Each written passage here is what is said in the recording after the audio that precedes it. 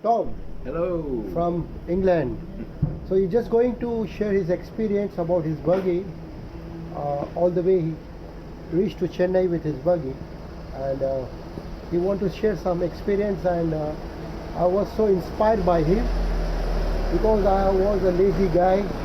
After meeting him, I feel very I energized. don't think you're a lazy guy. Yeah, sometimes I was so lazy, but yeah, it's fine to meet, and I'm very happy because today we just came to St. Thomas Mount, Chennai, and we just had a tea right now with banana cake. I think it's like banana cake. Very Banana much. cake. Yeah. Delicious. So just share your experience about buggy, where you started, and how was the journey between, what kind of difficulties you met in during your journey, and what is the plus and what the minus, and what the message you're going to give to your to society. Well, I've walked across India as part of a world walk. So I started in 2018 from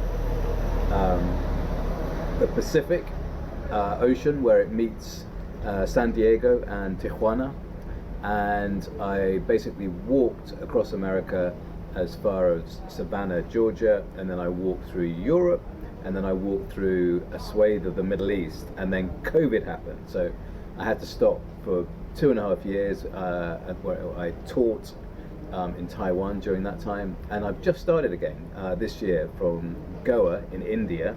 On January the 5th, I started walking, and I reached Chennai yesterday, or the day before yesterday, and it's been an amazing experience. I mean, India is a very special place. It's had its challenges, no question. The traffic's pretty crazy, the air pollution's pretty crazy,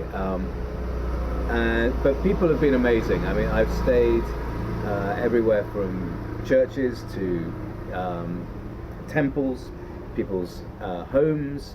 I've stayed in farms, I've stayed in hostels, where I met Bobby here, and yeah, it's been an extraordinary experience. I mean, people have been very kind. I have one incident early on.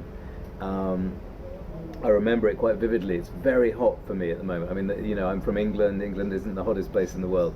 And some days at the beginning, it was so, the heat was very draining.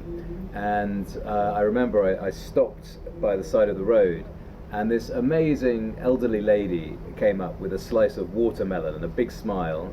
And she'd been working on the roads. So, you know, my walk in comparison was pretty easy to what she was doing. But she gave me this slice of watermelon with a big smile, and I remember it very, very fondly, because it was such a generous thing to do. I've had a couple of problems with the buggy. One time there was I was walking along, and somebody was going very, very slowly on their scooter, but they were talking on their phone, so they weren't looking where they were going, and they rammed into the side of my buggy. The chap fell off his bike. I fell over as well, but both of us were fine. His bike was fine. My buggy was a little bit injured. It had a kink in it. So the accident happened very near a scrapyard.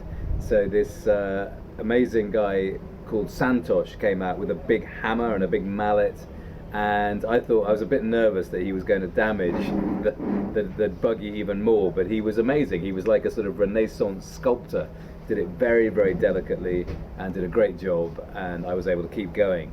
About 3 days before reaching Chennai, it was pretty hot. I've been walking in the midday sun a lot, and one of my back tires exploded in the heat. And again, a local mechanic, my puncture repair kit wasn't up to dealing with it, but a local mechanic poured some hot tar into the tire and managed. It's been an amazing experience. I've met some incredible people.